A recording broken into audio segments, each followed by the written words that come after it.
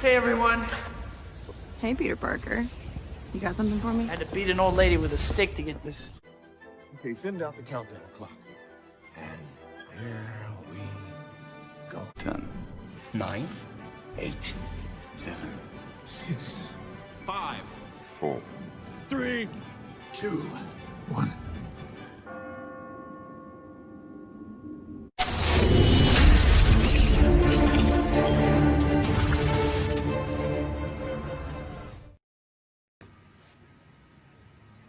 And we're live. How you doing? How you holding up? I'm sore. Welcome to the Secrets of Surviving Alienation. We were musing before the start of this conversation today about how this came to be. How does anyone end up here? And in many respects, Mr. X, this is your project. Will you talk a little bit about how and why this program exists? Yeah. It really exists because there's multiple organizations out there that exist because of alienation, and we're one of them, and hopefully we can niche out something to give resources to people that don't know they're out there. I mean, there's the idea of you're maybe good people, and if you were good, then why is all the bad stuff happening to you? And the fact is that humans are random. You can get with one person that can be seemingly normal one day, and the next day they can murder their whole family. They call those family annihilators. So you really can't pin down the word good or evil with a human, because humans are inherently unpredictable, and that's what makes us the greatest species on the planet and in terms of ideas, and it also makes us the worst species on the planet because you can never know what one person's going to do. You could deeply love somebody and they can turn around and stab you in the back. When we talk about alienation, stick with us today because we're going to share some resources, valuable resources, that if this is the first thing that you're discovering about alienation, we're going to define that a little bit. And we define it a little bit differently than other people do. But most importantly, stick with us today because we believe that one of the most traumatic issues that families face in alienation is the duality of the intention of the cruelty, the intentional cruelty, by the perpetrating partner person, and then the consequential impact of the impact and relationship devastation that flows from acts of alienation. Does that sound encapsulating enough? Yeah. So let's start a little bit by talking about alienation. You've been working in this a long time. How do you define alienation versus something that may be more commonly referenced in the public domain as parental alienation? What's the difference between alienation and parental alienation in your definition? Alienization, in a broad sense, would be keeping a loved one from another loved one or another person without due just cause. Say, like, you have an ill grandparent, they're in the hospital or they're getting home care.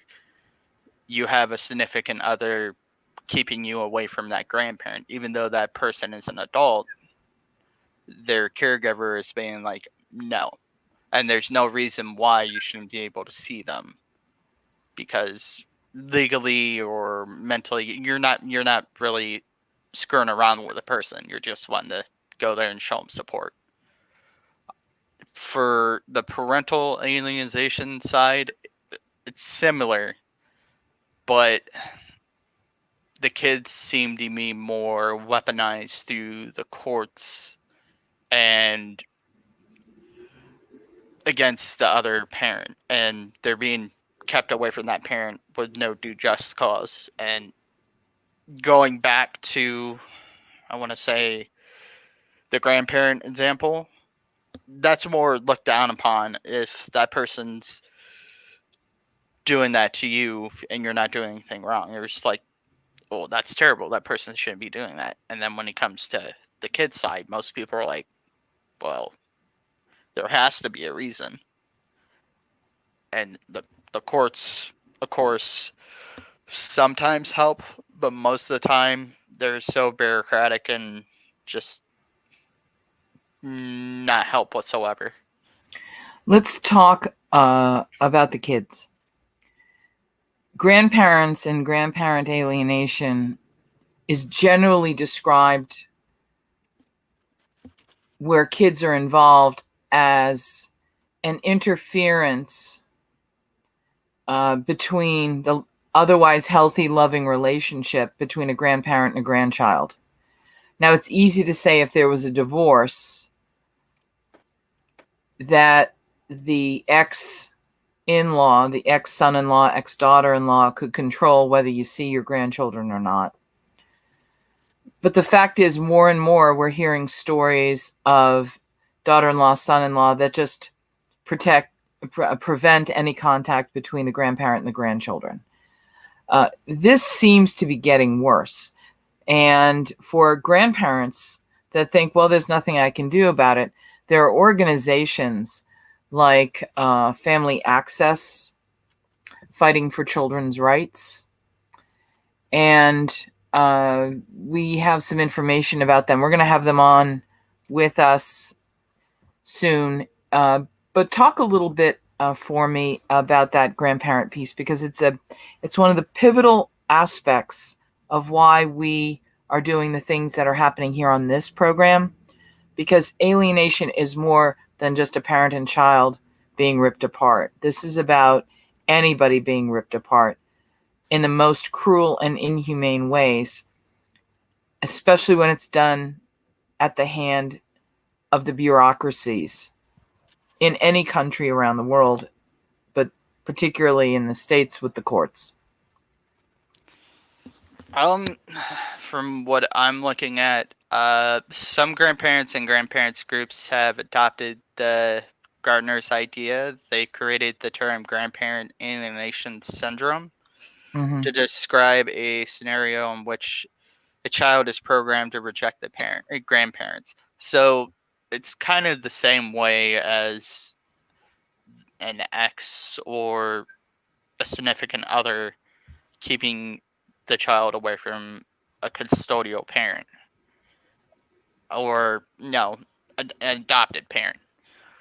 So in the same sense, it's still being damaging to the children. I mean, for all means, if an individual is endangering the child, then you keep them away from them. But do we have a website or a web address we can scroll for people to resource for the grandparent alienation and Family Access? Yes. There's Family There Access. it is. I don't want to run out of time, Mr. X. Can you tell us a little bit about how you became so interested in this topic?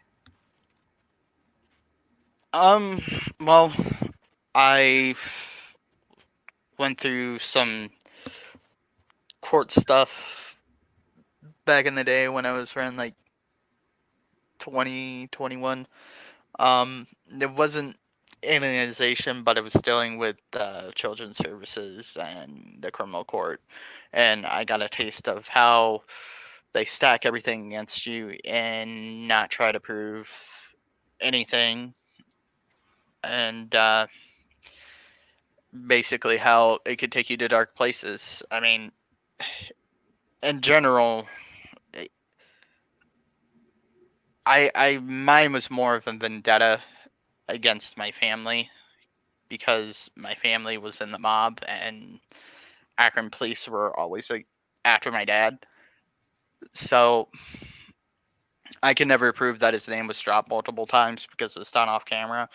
But more or less, it was more if I was such a danger to my kids from what they were saying, why was I given access to them to have um, parental visitation, supervised visitation, and then living with them, and so on and so on.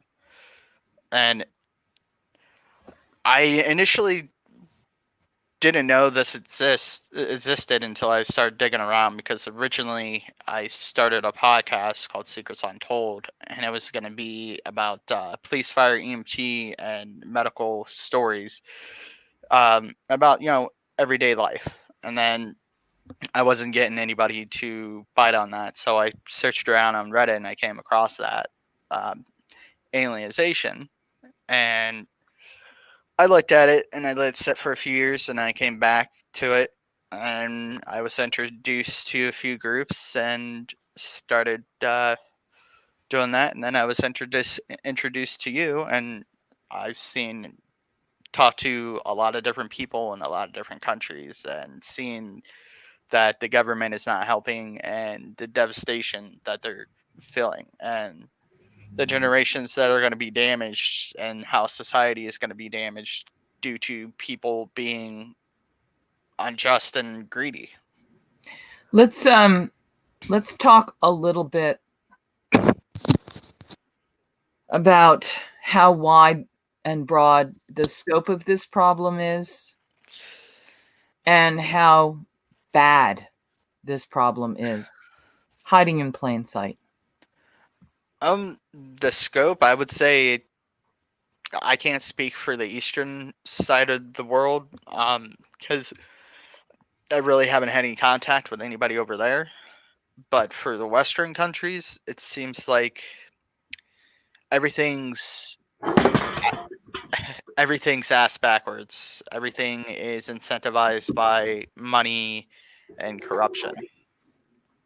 And it seems like the alienated parent has to prove themselves instead of vice versa. And it's more of, well, I don't want to genderize this, but I know in some of the cases when it comes to women getting away with not following court orders,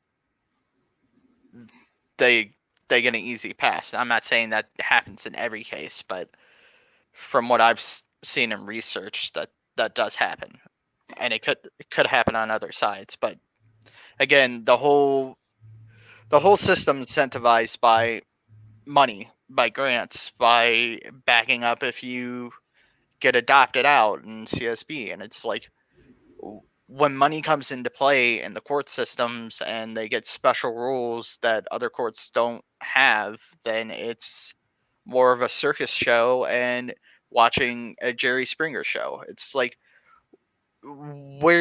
especially in the United States, it's like we're founded on, I want to say Christian values, but we're founded on moral values. And in family court, that seems like that goes out the window, and your word means nothing. The welfare of the child means nothing, and the happenstances mean nothing. And so I could keep going in circles with this, but it's more deep than anybody else knows. People, like I said at the beginning, people tend to believe the saying, if you're a good person, bad things will happen to you. It's like, no, bad things happen because life is random. life is tough. The But family court is not random. no, the family court is methodical and, lack of better words, stupid. Well,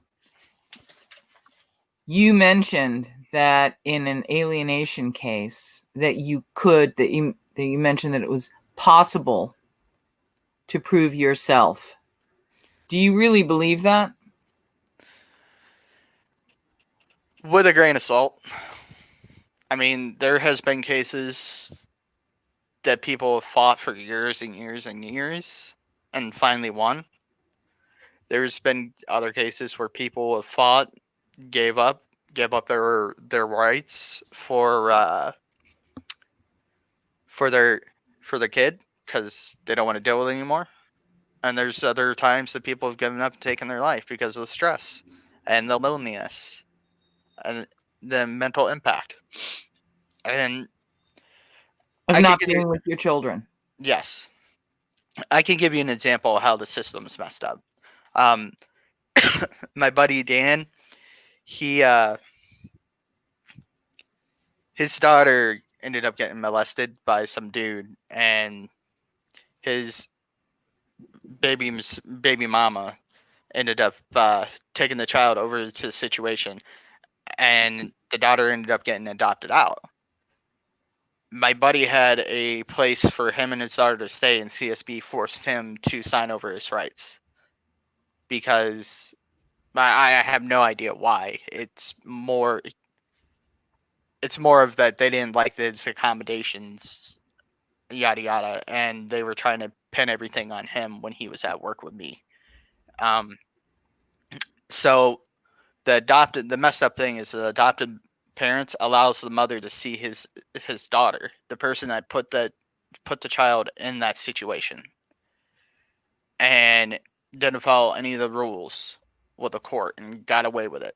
My buddy followed all the rules, and he got I can't say the word, annihilated. Alienated. Thank you. By the system because because the system sucks, and he's not allowed. He can't see his daughter, even though it's an open adoption. He's tried to contact them and all that. We've had conversations. I've talked to him about just like, hey, I know a little bit about the law.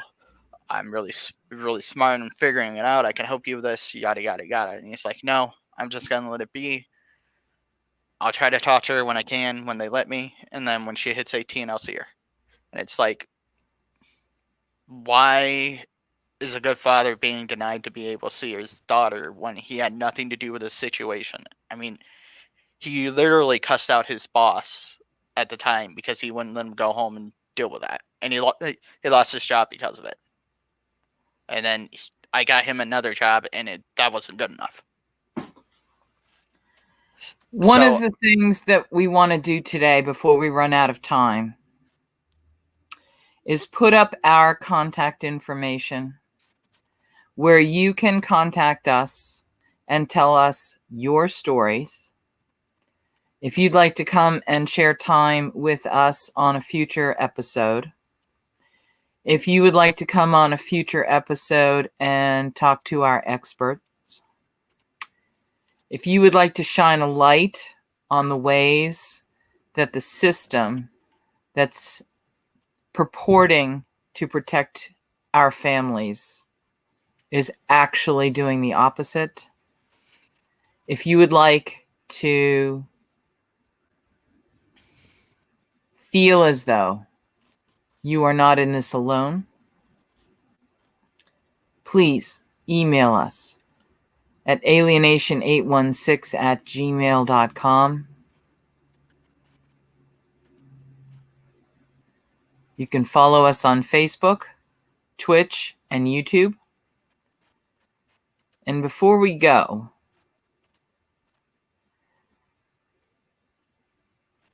Mr. X, for people who are waking up today in the world of alienation, of course it's existed for all of human history. It just wasn't necessarily called what it's called. Research is being done. Experts are building practices around this aberrant scope of human behavior. And we have the opportunity to be a place of light, like a lighthouse, and a source of good and support to help connect people with the resources they'll need to survive this. Alienation is survivable. It's awful, but it's survivable. And in surviving, you become part of the legacy. You become part of the legacy of the end of alienation. Children need both parents. It's the single thought from which all this starts. If you are waking up today, and this is your world, most importantly, you're not alone. Mr. X, what's the most important thing that helps you survive this experience? Talking about it, resources. Just keeping your head up. You'll go to the deepest, darkest places you'll ever be. But surrounding yourself with friends, family, resources, reaching out, talking to people, that will get you where you need to be. I mean, this is what the show's all about, is just giving you the resources, because no matter how alone you feel, you're not alone. There's other people out there that might know a resource that you didn't know about that might help you. We're going to urge you to go back and visit past episodes. On each show, we've had a pioneering expert in the field of alienation on with us. I'd like to imagine that the library of these interviews and conversations will serve to be useful to anyone going through alienation: grandparents, parents, step-parents, children. You're not in this alone, and there are people who will help you. And if in the spinning of the wheel of fortune, you've stumbled upon us, and we can be of service to help you through what is, in fact, the darkest of times. Nothing is more traumatic than the separation from your children. You know, it's looking at it this way is it's kind of like you're fighting a war. You can get PTSD from all this, and you know, soldiers were told a long time, if you talk about it, it's a sign of weakness. It's not a sign of weakness. You reach out, get help. If you go to that dark place, contact somebody. I mean, there's always tomorrow, and there's always a light at the end of the tunnel. So, and your kids need you. That is very true. So, I myself has been down to the deepest, darkest places, and there's a way back. It's just some days are hard, other days are easy. I'm not saying it's not going to be easy. Just reach out. And no matter what, our kids love us. Yeah, my kids tell me they hate me sometimes, and it stings a little bit, but at the end of the day, you keep trying, they'll still love you. So, well, thank you for taking us behind the scenes of Secrets to Surviving Alienation. This is our first. You were telling me that you're a big fan of The Walking Dead, and the Talking Dead, 10 seasons long now, goes and takes you behind the scenes. I hope we don't need to have 10 seasons of Secrets to Surviving Alienation. But if we do, we will take you behind the scenes and share everything, because transparency and light will be the things that allow us to prevail and protect our children. Thanks for listening, guys, and keep your heads up. You're not alone. Stay strong, and remember, we're all in this together. My greatest moments didn't come from my greatest moments. My greatest moments came from my greatest defeat.